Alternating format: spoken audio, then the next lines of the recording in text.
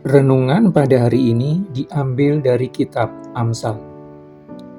Demikian firman Tuhan yang disampaikan di dalam Amsal 4 ayat 22. Jagalah hatimu dengan segala kewaspadaan, karena dari situlah terpancar kehidupan.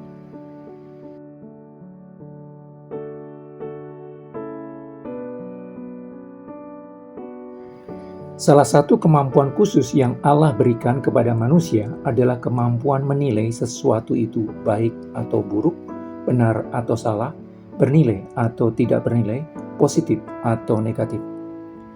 Penilaian tersebut akan membuat manusia bereaksi atas apa yang dinilai. Reaksi atas penilaian itulah yang disebut sebagai kecenderungan hati.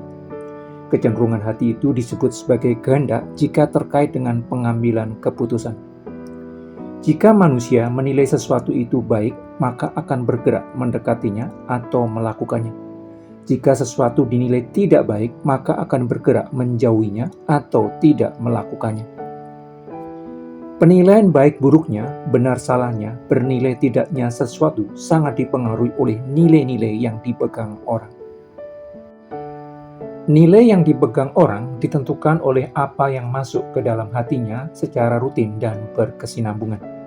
Karena dari hati timbul segala pikiran jahat, pembunuhan, perzinahan, percabulan, pencurian, sumpah palsu, dan hujat. Hati adalah pusat dari manusia, di mana pikiran, emosi, dan kehendak berada. Hati merupakan titik tolak dari seluruh tindakan manusia. Apa yang ada di dalam hati seseorang akan diwujudkan ke dalam berbagai tindakan jasmani. Apa yang ada di dalam hati seseorang akan dipancarkan ke dalam tindakan nyata kehidupan. Terdapat dua pintu masuk menuju hati, melalui mata dan melalui telinga. Apa yang sering orang lihat akan berpengaruh besar terhadap isi hatinya. Apa yang sering orang dengar juga akan berpengaruh terhadap isi dari hatinya. Mata adalah pelita tubuh. Jika matamu baik, teranglah seluruh tubuhmu. Jika matamu jahat, gelaplah seluruh tubuhmu. Jadi jika terang yang ada padamu gelap, betapa gelapnya kegelapan itu. Fungsi mata adalah untuk melihat dan menilai. Penilaian baik buruknya sesuatu didasarkan kepada nilai-nilai yang telah diterimanya di sepanjang hidup.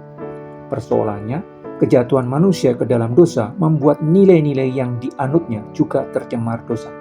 Sehingga penilaian baik buruknya dan benar salahnya sesuatu menjadi bias dan tidak sesuai dengan standar yang ditetapkan Allah. Apa yang sering dilihat mata akan menciptakan serangkaian model kehidupan. Apa yang sering dilihat mata akan menciptakan serangkaian standar kehidupan. Di dalam era digital ini, di mana manusia dimanjakan oleh begitu banyak informasi dalam bentuk visual yang bisa diperoleh 24 jam sehari terus-menerus, baik melalui televisi atau internet, mata begitu dimanjakan oleh berbagai tayangan. Mata disodorkan begitu banyak hal untuk dilihat dan dinikmati, mulai dari tayangan berkualitas hingga sampah yang dibungkus dalam kemasan mewah. Mata ditawarkan tayangan ilmu pengetahuan penting hingga sinetron dengan cerita, dialog, dan akting yang begitu buruk. Maka menyeleksi dengan ketat apa yang kita perlu lihat adalah suatu keharusan.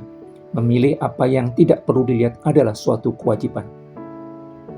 Jadi, iman timbul dari pendengaran dan pendengaran oleh firman Kristus. Pintu masuk kedua menuju hati adalah telinga. Apa yang rutin didengar telinga akan diendapkan di dalam hati manusia. Apa yang ada di dalam hati adalah akumulasi dari apa yang sering didengar oleh telinga. Akumulasi dari apa yang sering didengar akan membentuk suatu keyakinan tertentu, di mana di dalamnya terdapat serangkaian pola dan standar kehidupan. Setelah mendengar ular berbicara kepadanya, Hawa melihat bahwa apa yang dilarang Allah itu baik baginya dan bagi suaminya. Apa yang tidak diizinkan Allah dinilai baik oleh Hawa untuk dilanggar. Berbagai hal salah jika didengar terus-menerus akan dianggap sebagai hal yang benar. Berbagai perbuatan dosa jika terlalu sering didengar akan dinilai tindakan biasa. Karena itu menyeleksi apa yang kita dengar akan berpengaruh terhadap standar kebenaran yang kita pergunakan. Memilih untuk tidak mendengarkan hal-hal tertentu yang tidak berguna akan menolong menjauhkan diri dari godaan untuk melakukan hal yang tidak seharusnya. Memilih untuk lebih banyak mendengar firman Tuhan akan membangun iman kita. Memutuskan untuk lebih banyak mendengar kebenaran Allah akan membuat kita memiliki patokan yang benar dalam menilai sesuatu itu benar atau salah. Menyediakan waktu untuk lebih banyak mendengar sang jalan, kebenaran, dan hidup akan membuat kita diberikan kemampuan untuk memilih jalan benar kehidupan. Memelihara hati supaya tidak tercemar adalah tugas dari setiap orang percaya. Menjauhkan diri dari pikiran-pikiran yang buruk dan mempertahankan pikiran yang baik, serta mengobarkan kasih kepada Allah dan kepada orang lain merupakan bagian penting dari memelihara hati. Karena itu, mengelola apa yang sering kita lihat dan dengar untuk mengisi hati merupakan bagian dari tindakan penting menjaga hati kita supaya selaras dengan kehendak Allah.